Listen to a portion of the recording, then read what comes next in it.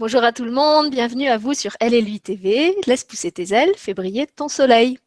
Aujourd'hui, dans le cadre des émissions que je vous propose en ce moment sur la prévention des violences scolaires et du harcèlement en particulier, je vous présente un nouvel invité, c'est Olivier Laurando, qui est venu nous parler de son association, la CVS 49, et qui va vous expliquer ce qu'est cette association, comment il en a été amené à la créer et surtout ce qu'elle fait. Alors Olivier, je te laisse la parole. Et je te remercie d'avoir accepté d'enregistrer cette interview pour ma chaîne. Bonjour, puis merci Sylvie aussi de m'accueillir sur ton émission, qu'on puisse parler d'un sujet qui est important et qui est peu médiatisé encore aujourd'hui sur les grands médias. Alors oui, je suis le président de la CVS 49, qui est l'association contre les violences scolaires, qui regroupe différentes choses, le harcèlement, le cyberharcèlement et les comportements dangereux. On intervient principalement sur le Maine-et-Loire, et puis un petit peu plus largement sur les Pays de la Loire, pas très loin de la Bretagne. Voilà, D'où le 49, je précise pour ceux qui ne seraient pas en France, parce que 49, voilà, parmi mes abonnés, il y en a qui ne sont pas français, donc qui ne sont peut-être pas familiers avec le système des départements français. Donc, et notre association, donc, on intervient sur différents champs, l'aide, l'écoute, le conseil aux victimes et aux parents. Et puis, de la prévention et de la sensibilisation dans les établissements scolaires ou lors de conférences adultes. Voilà, on vient faire de l'info, on vient échanger avec les jeunes sur leurs habitudes, sur comment ils vivent ensemble.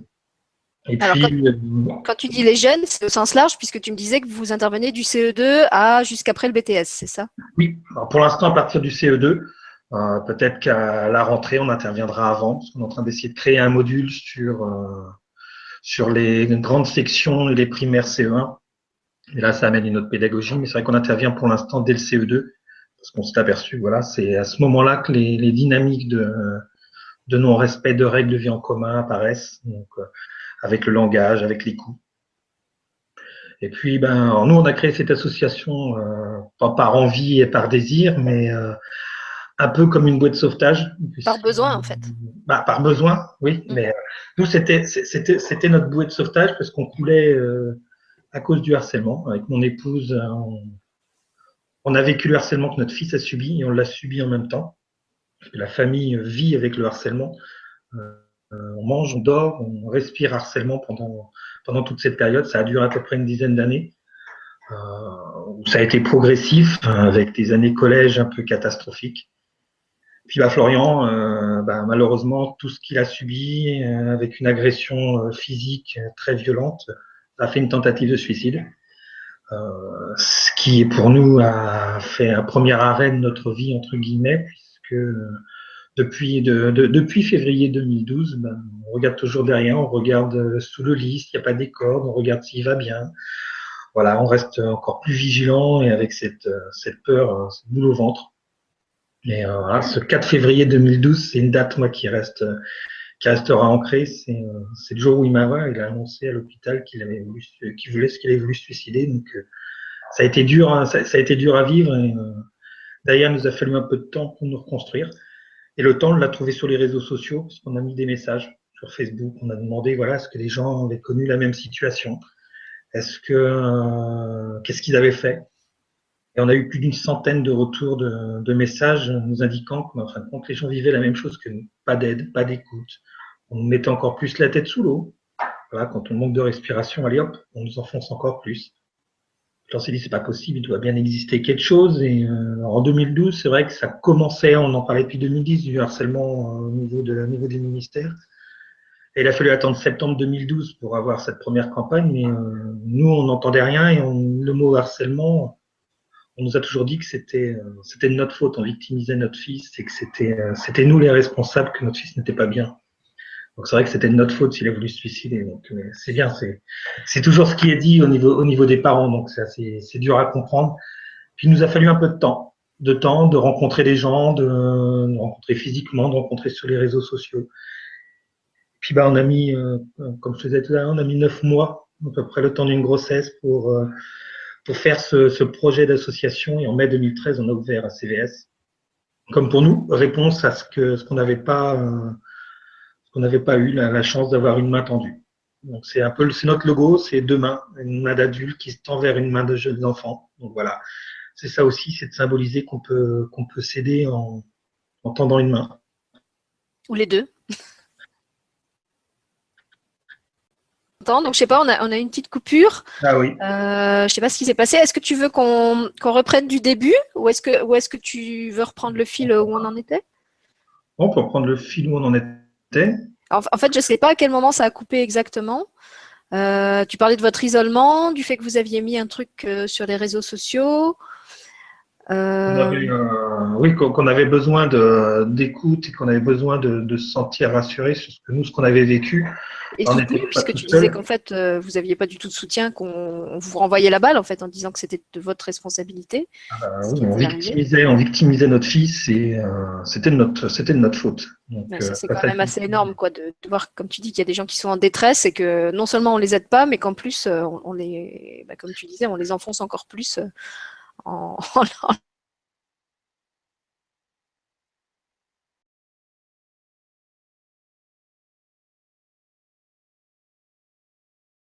leur rejetant la patate chaude en disant bah, je veux pas m'en occuper, débrouillez-vous avec, quoi. Bah oui, là, de toute façon, vous êtes responsable, c'est vous.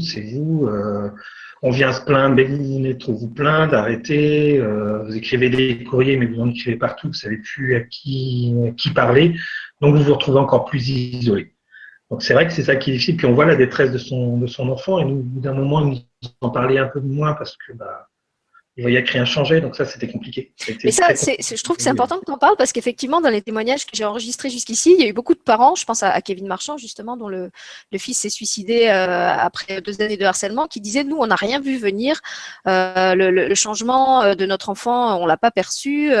Et dans les émissions qu'on a faites avec la psychologue, elle a aussi dit plusieurs fois qu'effectivement, il y avait des signes, des signaux d'alarme qui étaient envoyés par l'adolescent, mais qui pouvaient être comment dire, pas ignorer, mais que les parents pouvaient zapper en mettant ça sur le compte de la crise d'adolescence ou en les mettant sur le compte d'autre chose. Qu'en fait, des fois, alors soit l'adolescent choisit de ne pas envoyer de signaux parce que c'est pas à sa famille qui veut en envoyer, soit il en envoie mais on les reçoit pas.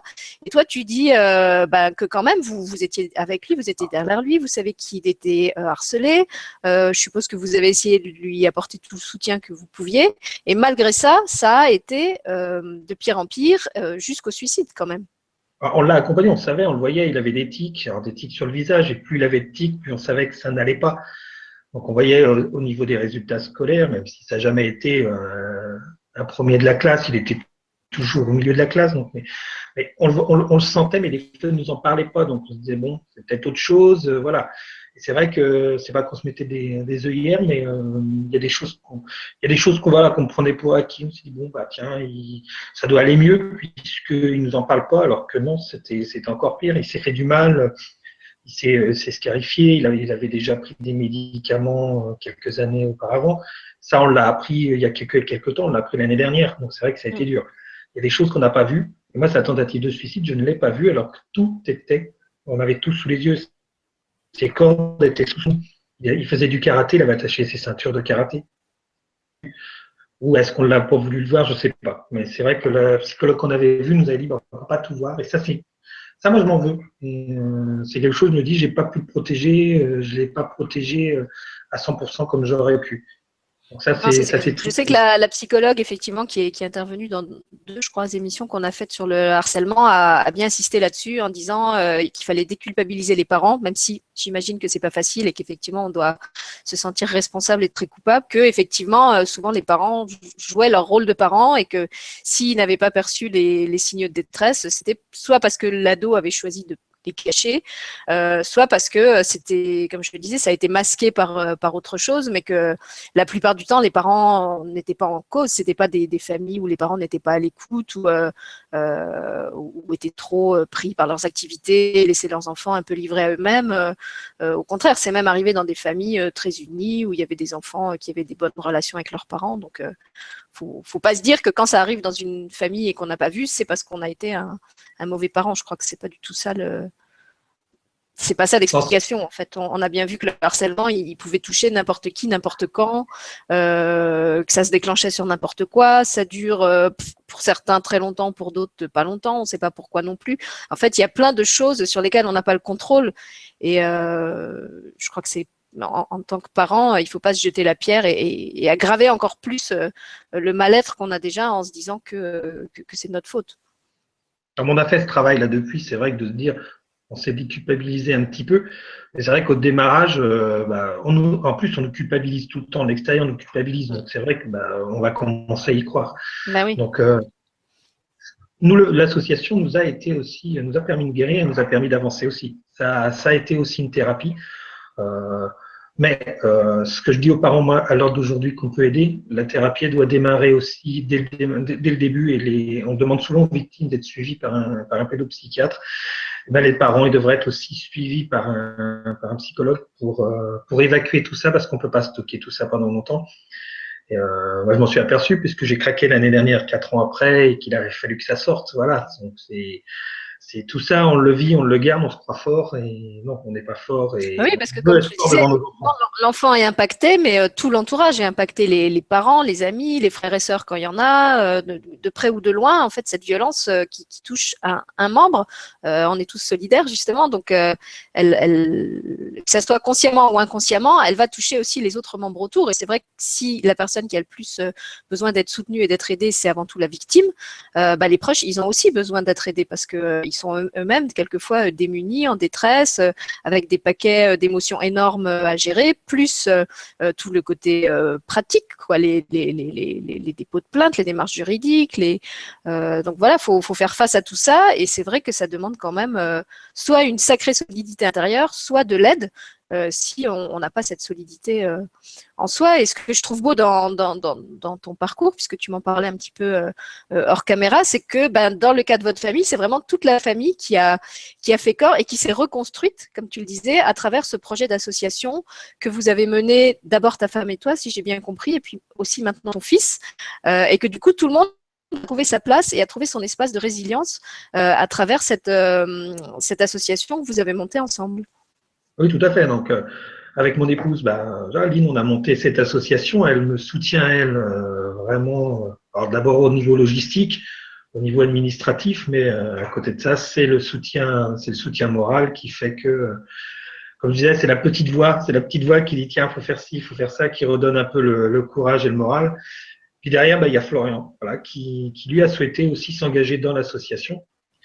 Comme il nous le dit à chaque tour, cette association elle a été faite à cause et grâce à lui, donc à cause de ce qu'il a vécu, puis grâce aussi au fait qu'il ait pu s'en sortir et qu'il ait pu avancer. Ça a été aussi une volonté de tous ensemble de se dire, voilà, on va se lancer dans la grande aventure d'une association pour aider les autres. Alors, avec le temps qu'on a choisi, voilà, faut pas que ça prenne le temps sur la famille, mais ça prend le temps qu'il faut parce qu'il y a des gens en détresse. Et ça, Florian l'a compris, donc lui, il donne de son temps en écoutant des jeunes victimes qui vivent actuellement des choses ou qui ont vécu des choses et qui ont besoin de parler, qui ont besoin de ce temps de parole avec une autre personne qui comprend avec des mots qui peuvent être durs, que l'adulte aura du mal à entendre, mais voilà. Donc, et là, Florian, il le fait assez bien. Alors, sur tous les réseaux sociaux, hein, c'est souvent Skype, Facebook ou autre, voilà, où il échange avec eux et ça l'a amené à rencontrer plusieurs personnes, à échanger après sur d'autres choses. Le but, c'est Oui, pas ça de prouve parler qu'il que ça. a, qu'il a aussi, je pense, bien fait son travail de reconstruction, parce que s'il était encore trop en souffrance par rapport à ce qu'il a vécu, il pourrait pas entendre les témoignages des autres. Ça réveillerait en lui des souvenirs trop douloureux. Et le fait qu'il soit justement dans la position de celui qui est maintenant en position d'aider, qui, comme tu dis, a la connaissance du terrain, si je peux dire, puisqu'il est passé par où ils sont passés, qui est d'une génération peut-être plus proche qu'un adulte à qui des jeunes n'oseraient pas se confier, ça fait que ça doit libérer aussi la parole plus facilement chez ceux qui se confient à lui, et que lui, ça l'aide aussi toujours et encore à se reconstruire, à reprendre confiance dans ce qu'il est capable de donner, parce que là, il est vraiment dans le rôle de celui qui consolide, qui aide à s'en sortir, et plus du tout dans le rôle de la victime. Ça y est, je t'ai reperdu à nouveau. Il faut pas que je parle, en fait. Chaque fois que je parle, je te perds. Non, ça y est, t'es revenu.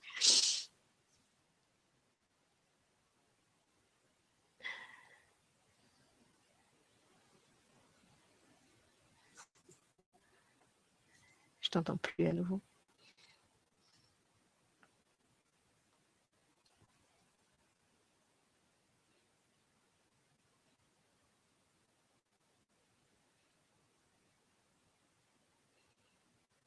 Essaye de refaire comme tout à l'heure, de sortir et de re-rentrer.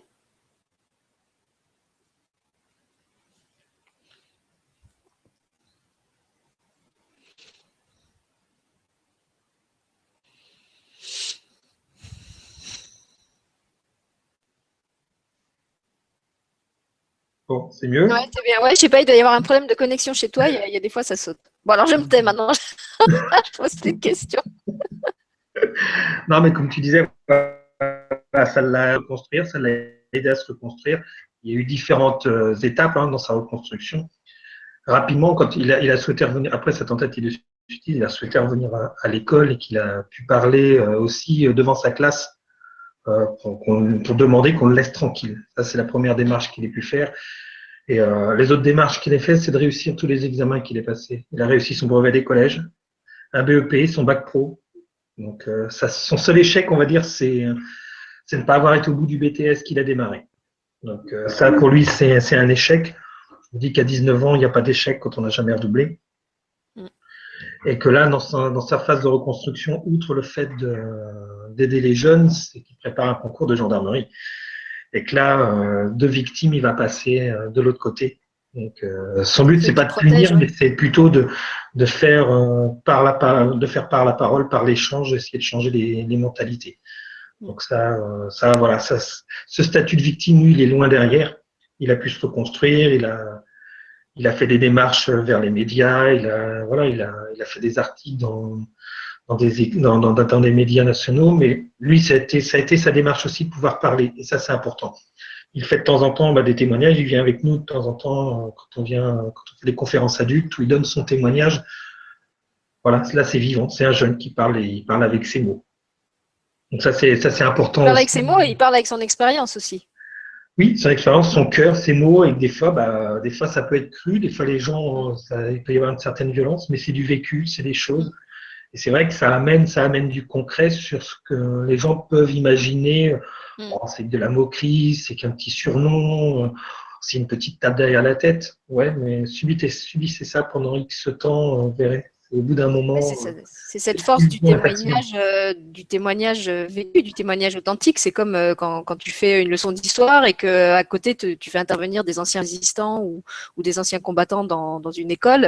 C'est sûr que l'impact du témoignage de ceux qui l'ont vécu, il est tout de suite complètement différent d'une simple information théorique que pourraient donner des gens aussi professionnels soient-ils, mais qui l'ont pas vécu dans leur trip. Ah oui, tout à fait. Donc, et c'est vrai que Florian, nous, le fait qu'il ait été aussi fort pendant toutes ces années, ça nous a inspiré une phrase qui est maintenant la maxime de l'association, c'est en parler pour ne pas tomber. Et le fait qu'il ait toujours parlé, si c'était pas avec nous, c'est toujours été en parler avec quelqu'un d'autre. Il avait toujours une oreille attentive et on s'est toujours demandé comment il a réussi à tenir debout. Ça, c'est avant de sombrer comme il a quand même craqué, mais comment il a pu tenir aussi longtemps, et ça, c'est une force qu'il a intérieurement, et ça, c'est important, et que les jeunes, on leur explique aussi. C'est qu'il avait quelque chose en tête, il a toujours eu un espoir. Voilà. Et quand on a quelque chose dans le cœur, quand on a un espoir, il faut le garder. C'est ce qui permet Donc voilà. C'est un très beau message, mais je vais pas dire un message de fin parce que j'avais envie que tu nous parles quand même un petit peu plus concrètement du travail que vous faites justement dans les établissements scolaires. Tu me disais qu'on peut vous contacter. Alors, imaginons, je suis un parent ou je suis une école qui est confrontée à ce problème de harcèlement. Je contacte ACVS 49. Qu'est-ce que vous me proposez? Comment ça se passe? Alors, les gens, ils peuvent nous envoyer soit directement sur le site. Sur le site ACVS 49, on a un lien qui permet d'arriver directement sur notre boîte mail. Sinon, il y a un numéro de téléphone qui est le 06 50 97 88 51 qui permet les gens me contactent et après derrière on leur donne des conseils. Après nous sinon sur le Maine-et-Loire, au niveau de pas très loin d'Angers, on a une permanence à partir de septembre qui sera tous les mercredis après-midi. Donc, tout ça, c'est sur notre site internet. Les gens peuvent trouver toutes les informations, où on est présent, où est-ce que on va faire des conférences, on va faire des préventions. Donc voilà, si les gens veulent de l'info, il y a déjà le site. On a une page Facebook, on a un compte Twitter. Donc voilà, toutes les infos, on essaye de les mettre sur les médias, sur les réseaux sociaux. Ça, voilà, on essaye de communiquer au plus proche avec les gens. De toute façon dans le descriptif de la vidéo pour que les gens les trouvent facilement.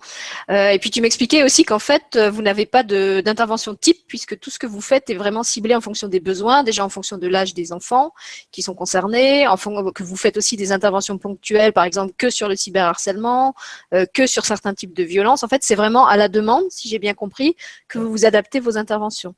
Oui, on fait les interventions vraiment sur du modulaire. On a des modules, on a un process d'intervention comme toutes les associations complet sur la violence scolaire. Puis après, on va vraiment intervenir à la demande des enseignants pour être plus proche de la demande des enfants. Le but, c'est les élèves, ils ont un besoin. On a intervenu il n'y a pas si longtemps que ça devant des troisièmes sur les réseaux sociaux parce que leur demande, il y avait des problématiques sur les réseaux sociaux. Donc, on vient leur parler de ce qu'est les réseaux sociaux, à partir de quel âge on peut y aller, comment on communique, comment on fait les choses. Donc voilà, on essaye de se coller vraiment à la demande du terrain pour répondre vraiment au plus proche des questionnements, et on fait la même chose pour les parents parce que là on va commencer peut-être à mettre, voilà, ça c'est une idée pour septembre sur notre commune, c'est de mettre en place des ateliers à destination des parents sur les notions de violence scolaire. Donc mon enfant va sur les réseaux sociaux, comment on peut le protéger. Donc c'est démystifier ce qui peut faire peur en les prévenant que voilà, attention à l'utilisation qu'on peut en faire. Donc ce sont des choses, voilà, concrètes. On essaye d'amener ces premières informations aux enfants et aux familles. C'est ça qui est important. C'est de leur Oui, amener il de y a l'information. l'information, comme tu dis, il y a la dimension de partage aussi, d'échanger avec d'autres familles qui soit ont vécu la même chose, soit s'inquiètent de pouvoir vivre la même chose et ne sauraient pas forcément quel recours elles ont. Il y a toute cette dimension du collectif qui est importante aussi dans le travail que vous faites. En plus, vous êtes justement en réseau avec d'autres associations, vous ne travaillez pas tout seul. Non. Ça, c'est important de le dire aussi. Et puis, donc, tu me disais que quand vous intervenez sur le terrain dans les écoles, vous faites passer un questionnaire anonyme aux enfants pour recenser un petit peu justement les types de violences qu'il y a. Ça vous donne aussi justement une bonne estimation des réalités du terrain. Est-ce qu'après, il y a aussi pas une évaluation, mais un genre de bilan qui est fait de l'action que vous avez fait dans l'école? Est-ce qu'il y a un deuxième questionnaire qui repasse pour voir si les pratiques, les comportements ont changé? Est-ce que vous avez un retour de la part des enseignants ou de l'équipe éducative? Est-ce que vous avez un moyen en fait de mesurer l'impact que votre intervention a eu? Alors, déjà, comme tu disais, donc oui, on fait passer ce premier questionnaire qui est totalement anonyme, qui nous permet d'avoir de l'info sur leurs connaissances et leurs habitudes, voilà, que ce soit sur le harcèlement, le numérique, les jeux vidéo. Derrière, il y a l'intervention. Et ensuite, on attend à peu près 15 jours, 3 semaines, et on envoie ce qu'on appelle, nous, un questionnaire de satisfaction, où on demande, voilà, qu'est-ce qu'il y a eu? Est-ce qu'il y a eu des changements au sein de la classe? Qu'est-ce qui s'est passé? Les retours sont assez positifs. On a un exemple concret dans un collège où, suite à notre intervention, des élèves ont fait un clip vidéo sur le harcèlement. Ils se sont mis en action, des élèves de 6e. Donc ce clip vidéo, cette action, on l'a récompensé puisqu'on a mis en place une cagnotte une demande au sein des réseaux sociaux pour pouvoir recueillir des dons, pour pouvoir après récompenser ce type d'action. Et on a récompensé ces jeunes de 6e d'un établissement du Maine-et-Loire qui s'est mis en scène sur des situations de harcèlement dans toute la classe et qui a été présenté lors d'une conférence adulte devant les gendarmes, devant les autorités. Donc voilà, c'est ça aussi derrière. C'est que derrière, on amène aussi, le but, c'est d'amener les jeunes acteurs de la lutte Oui, aussi c'est ça. contre le harcèlement. Nous, en tant qu'adultes, on peut insuffler des choses, mais on n'est pas là, pour aussi moraliser les choses. On n'est pas à leur dire, voilà, faut faire comme ci, comme ça. Ils doivent aussi être dans cette Oui, dynamique, ils puis doivent en faisant, comprendre à leur niveau. ils se l'approprient, ils le vivent de l'intérieur et ça a une force aussi. Donc ça, c'est des choses concrètes, voilà, et ça, c'est un retour positif. C'est-à-dire qu'ils ont compris. Et quand on a vu à l'intérieur de ce qu'il y avait dans leur clip vidéo, on a senti qu'il y avait tout ce qui avait été entendu lors de la prévention. Voilà, toutes ces notions, et ils ont compris, voilà, ce qu'ils voulaient faire. Et ça, c'est important et c'est intéressant. Donc, Oui. Tout Bah ça, écoute, si tu veux, c'est tu super. m'enverras le lien. Je ne sais pas s'il est sur YouTube, mais si tu Alors, il l'as, n'est tu pas me sur le donnes. Et YouTube puis... non, pour Ah, il n'est l'instant. pas sur Mais, YouTube. voilà, les parents ne souhaitaient pas obligatoirement. Donc, c'est à partir de la rentrée, normalement, il sera accessible. Donc, D'accord. je te mettrai le lien dès qu'on. Voilà, tu me mettras le lien et moi j'ai une playlist en fait sur ma chaîne que j'ai créée avec des clips qui ont été faits justement dans ce sens-là. Donc je l'intégrerai à la playlist, comme ça il sera regroupé avec les autres. Il n'y a pas de souci. Donc voilà, ça c'est le concret des actions qu'on met en place et ça nous suffit amplement. Bah écoute, je trouve que c'est déjà un grand et beau travail pour une. D'ailleurs, je t'ai pas demandé combien vous êtes dans l'association, parce que donc c'est parti de votre noyau familial. Alors, Donc on vous est êtes les trois piliers et autour il y a qui? au sein du bureau, du conseil d'administration, on va être 6. Et puis derrière, il y a une vingtaine de membres pour l'instant. Ça grossit petit à petit. Donc, le but, voilà, c'est pas de trop grossir, c'est d'amener les gens à venir nous rencontrer. Et on a, nous, une grande réussite au sein de l'association, c'est qu'on a accueilli une jeune, alors qui venait bénévolement donner des heures à l'association et en contrepartie, il y a un financement de son permis de conduire par la commune. Donc ça, c'est le permis citoyen qui se fait par chez nous. Et cette jeune a décidé de rester dans l'association et de devenir notre chargée de communication parce qu'elle a de réelles Ouais. compétences. Et c'est super parce que voilà, elle adhère au projet et derrière, elle va nous mettre des choses en place. C'est elle qui a, ça on peut le voir sur notre page Facebook, on a deux soutiens de deux acteurs d'une série de TF1. C'est elle qui a été les chercher, qui leur a demandé d'avoir un petit message. Donc voilà, c'est des petites choses qui font que bah voilà, c'est une jeune qui est acteur aussi, voilà, qui va être actrice de cette démarche de lutte contre le harcèlement. Donc c'est Mm. pareil pour eux. Donc c'est ça aussi notre credo. C'est les jeunes doivent aussi agir à leur niveau.